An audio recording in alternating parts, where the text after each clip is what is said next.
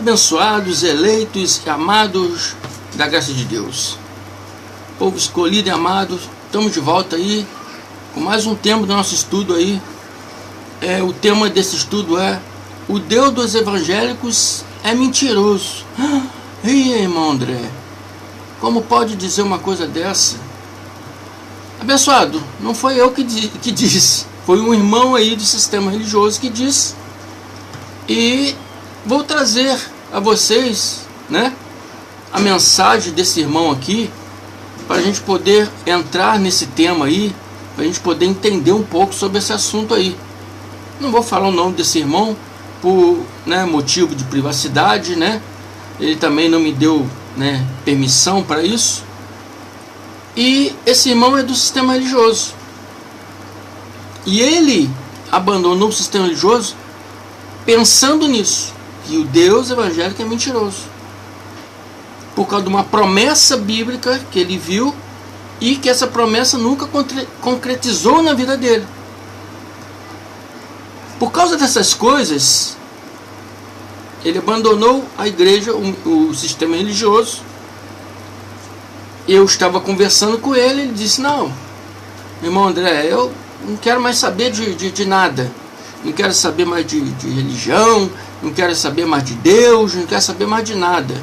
Mesmo explicando, abençoado, a graça de Deus não é uma religião, a graça de Deus é o que o Cristo ensinou para que nós vivêssemos reinando em vida, ainda nesse corpo físico, ainda nessa terra material, sem ser, né, iludido, né, por filosofias e vã sutileza, como diz a Bíblia, né? Nós hoje usamos as palavras falácia religiosa, né? Viver sem ser iludido. Mostramos na graça de Deus a verdade da palavra, sem achismo do pregador. Mesmo assim, esse irmão não quis saber. Não quer saber não. Depois que eu expliquei ele, tirei a dúvida dele e expliquei para ele a condição dentro da palavra, esse irmão agora, ele passou para o nosso lado. Agora ele está em graça, está aprendendo em graça, está crescendo a cada dia em graça conosco. Depois que eu ensinei para ele, mostrei para ele, né? E mosquito. Depois que eu mostrei para ele a verdade da palavra, e ele parou de achar que Deus evangélico é mentiroso. O Deus evangélico, o Deus da graça, é o mesmo Deus.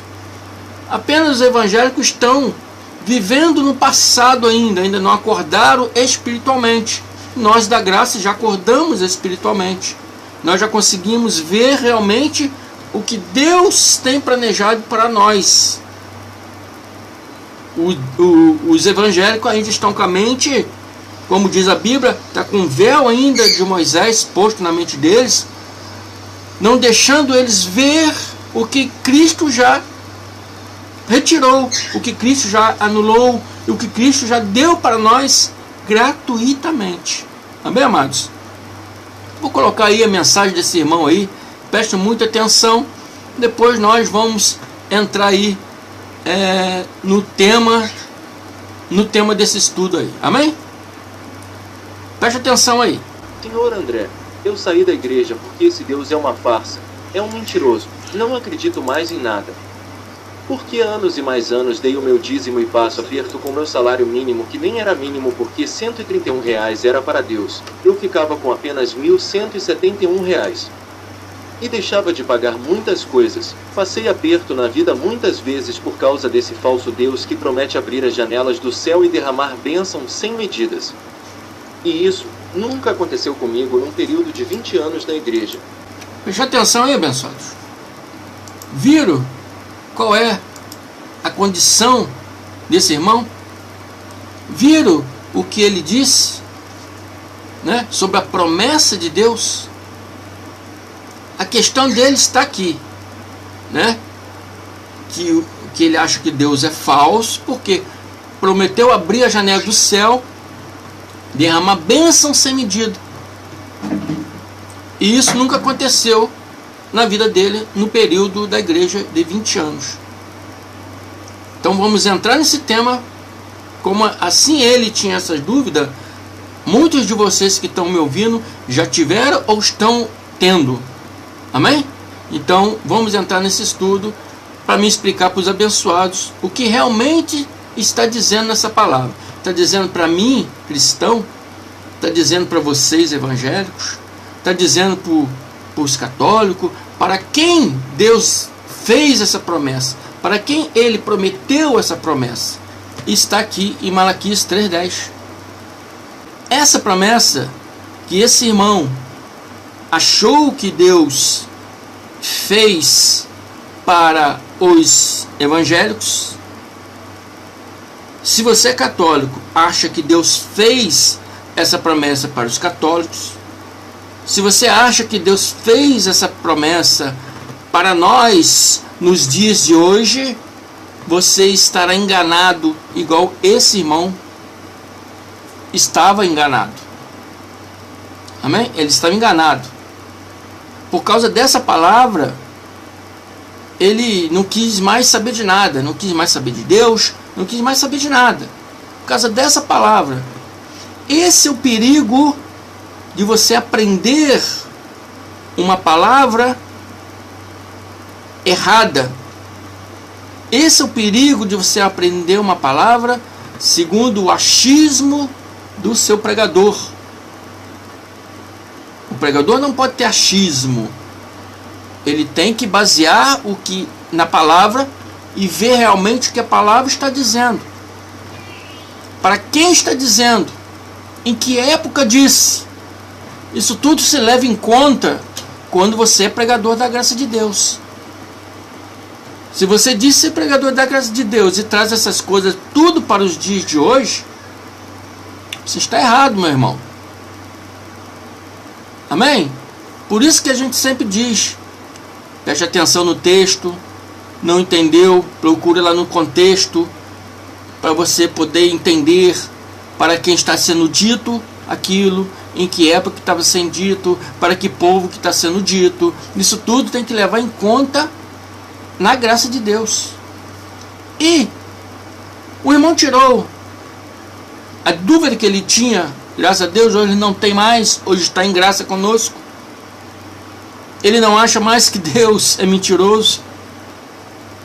Ele passou até a crer que quem ensinou para ele que é um mentiroso, que o iludiu a vida toda, né? Como está iludindo muito de vocês ainda hoje que me ouve aí. Ele tirou aqui de Malaquias 3:10. E está escrito aqui: tragam o dízimo todo ao depósito do templo, para que haja alimento na minha casa. E ao Deus falando através do profeta Malaquias: tragam o dízimo todo ao depósito do templo, para que haja alimento na minha casa. Ponha-me à prova, diz Yahweh Zebaoth, diz o Senhor do Exército, e veja se eu não vou abrir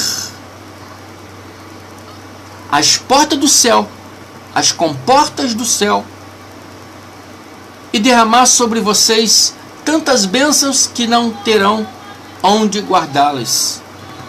Então esse abençoado irmão falou: a vida toda eu dei meu dízimo, a vida toda eu paguei meu dízimo, 20 anos de igreja dando meu dízimo, e essas comportas do céu jamais abriram na minha vida. 20 anos, passo aperto. Amém? Então, os abençoados que acreditam nessa passagem, com uma perspectiva evangélica, que costuma trazer todas essas coisas para os dias atuais, realmente acreditarão que esse irmão está com razão. Mas eu disse a ele, expliquei a ele sobre a verdade dessa palavra.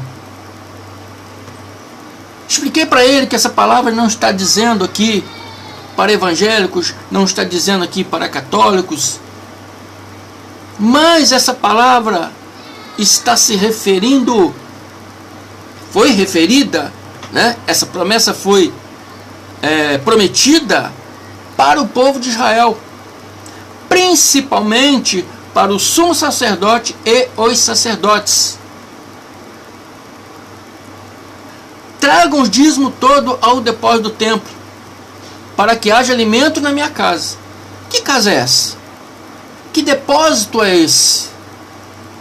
Será a igreja tal? A casa de Deus? Será o templo tal? Que é a casa de Deus? Será o banco tal que é o depósito do templo? Não, abençoados. Não, vocês estão sendo iludidos, vocês estão sendo enganados. A casa de Deus aqui está se referindo ao templo de Jerusalém, ao templo que era construído em Jerusalém. Na época de Malaquias havia. Depois esse templo foi destruído em 70 DC. Aquele templo, o templo de Salomão, que existia em Israel, em Jerusalém, né? Mais corretamente em Jerusalém, lá era o templo de Deus, lá era a casa de Deus. O depósito do templo ficava lá naquele templo. As igrejas atuais hoje não é a casa de Deus. O templo que construíram hoje e possa construir muito mais templos, não é a casa de Deus. É só um meio de ganhar dinheiro nas custas de vocês que creem. Amém? Então, vocês que são crentes, têm que abrir os olhos de vocês. A casa de Deus era lá naquele templo em Jerusalém. Onde Deus habita hoje, irmão André? Hoje Deus habita dentro de cada um de nós. E Paulo já disse: acaso não sabeis que vós sois a morada do Espírito Santo, que habita em vós? Hoje ele não habita mais em paredes de concreto. Hoje não habita na igreja, não habita em templos. Pode construir vários templos, várias igrejas. Deus não habita lá. Hoje ele habita dentro de cada um de nós. Amém? Malaquias está falando sobre o templo que existia em Jerusalém. Na época de Malaquias, 430 anos antes do Cristo. Amém? Essa promessa está sendo para aquele povo que viveu naquela época. Amém? Ponha-me à prova. Porque aquele povo estava em transgressão com Deus. Então aquele povo estava passando escassez, estava passando necessidades, porque ele estava em desobediência, estava em transgressão com a palavra de Deus. Deus enviou para eles pragas e gafanhotos para comer as lavouras deles, porque esse dízimo aqui não é dinheiro. Era lavoura, alimentos da lavoura, do gado.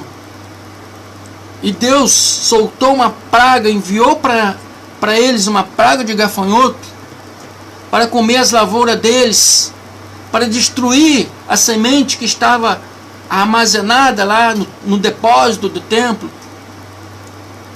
E Deus falou: põe-me à prova, quer dizer, obedeça, faça direito, e vejam se eu não abrir as comportas do céu e derramar sobre vocês tantas bênçãos que não terão onde guardar. Deus estava falando, através de Malaquias, para aquele povo daquela época, principalmente os sumos sacerdotes, para os sacerdotes e para o povo em geral de Israel.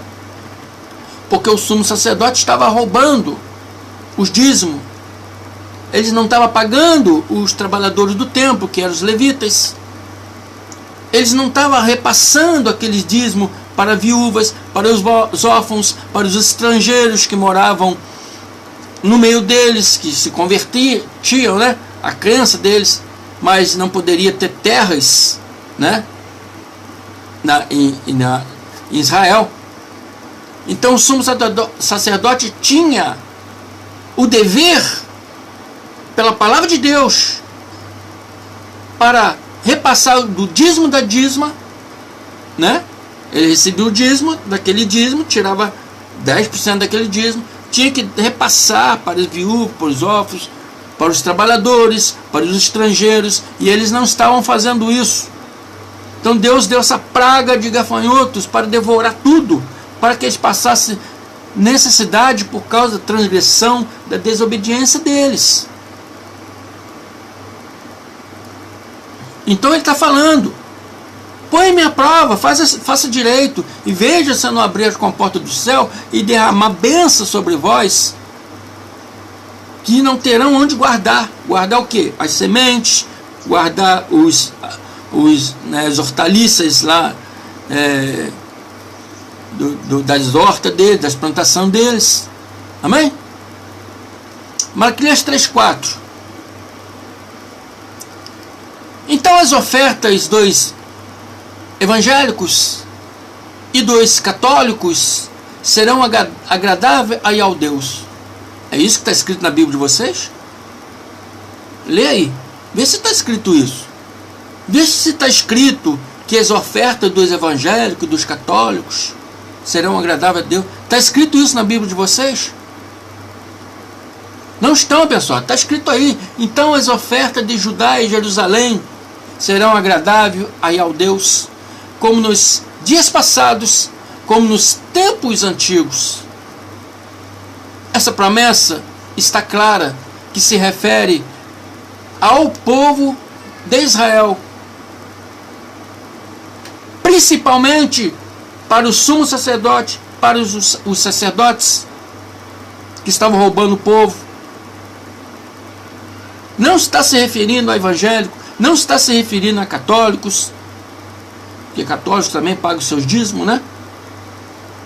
Essa bênção não foi prometida para nós, para os dias de hoje, nem para você evangélico, nem para você católico, nem para vocês que pagam, que não frequenta lugar nenhum, mas que também pagam os seus dízimos. Essa promessa não é para nós cristão. Essa promessa não é para cristão. Cristão, não existe nenhuma lei de Deus obrigando a cristão dar seu dízimo. Não existe. Isso é invenção dos seus pregadores, é invenção dos seus pastores. Amém?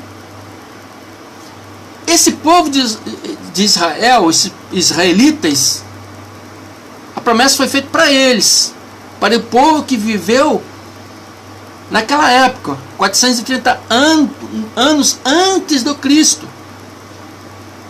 Amém? Então, aquele povo que estava em transgressão, então a promessa foi dada para eles: pare com as suas transgressões e vão me pôr à prova, e vai ver se eu não abrir as comportas do céu e derramar sobre vós bênçãos sem medidas, que não terão onde guardá-las. Eu, no 11, impedirei que as pragas, por isso que eu estou falando, gafanhotos. Deus jogou uma praga de gafanhotos para devorar as lavouras deles. E ele disse: ponham-me à prova, façam direito, e vocês verão se eu não impedir as pragas que devoram as suas colheitas e as videiras dos campos. Amém? Não perderão o seu fruto, diz o Senhor do Exército, Yahweh-Zebaoth. Então, meu irmão evangélico, meu irmão católico, essa promessa não foi feita para você. Essa promessa foi feita para aquele povo que viveu naquela época, 430 anos antes de Cristo, para que eles andassem corretamente, segundo, né, a vontade de Deus, segundo a lei de Deus, segundo a lei que Deus deu para eles viverem. Mas eles não estavam vivendo. Houve um momento que eles caíram em transgressão e em desobediência. Então veio essas pragas. Então, abençoado irmão, 20 anos dando meus dízimos, vivendo do meu salário mínimo e passando aperto na vida. Então ele chegou à conclusão de que o Deus evangélico, porque ele era evangélico na época, era mentiroso. Porque essas comportas do céu nunca foram abertas para a vida dele. Amém? Porque essa promessa não foi para ele, essas promessas não são para evangélicos, essas promessas não são para católicos. Amém? Nós hoje não temos obrigação nenhuma de lei para pagar dízimo. Amém? Você quer ajudar a sua igreja, o seu ministério? Pode ajudar. O dinheiro é seu, você faz o que você quiser. Você pode ajudar. Mas não com obrigação de... É o dízimo que tem que ser dado para Deus. Porque essa obrigação não é para você. Foi para os judeus. Para os israelitas, depois para os judeus. Essa obrigação foi para eles. Você não pode dar o seu dízimo com obrigação. Se eu não der, as comportas do céu não vai ser aberta para mim. Se eu não der, estou roubando a Deus. Se eu não der, o diabo, o devorador. Não existe, é falácia religiosa. O devorador aqui é gafanhoto. Eu vou fazer um estudo mostrando para vocês sobre isso. Fique comigo aí, que vocês vão aprender muitas coisas aí. Amém? Então, abençoados, se você pensa ou pensava igual esse irmão, eu vou te falar que essa promessa não foi feita para você. Amém? Essa voz aqui não é desse irmão, tá? É uma voz computadorizada. Coloquei só para vocês terem uma ideia da forma que ele disse para mim. Amém? Então, abençoados, continue conosco. Se não é inscrito, se inscrevam. Se estão me vendo a primeira vez e gostaram, se inscrevam. Compartilhe, indique mais pessoas para se inscrever. Ajude aí o nosso canal. Amém? Muito obrigado. Até a próxima. Graça e paz. Se prepare.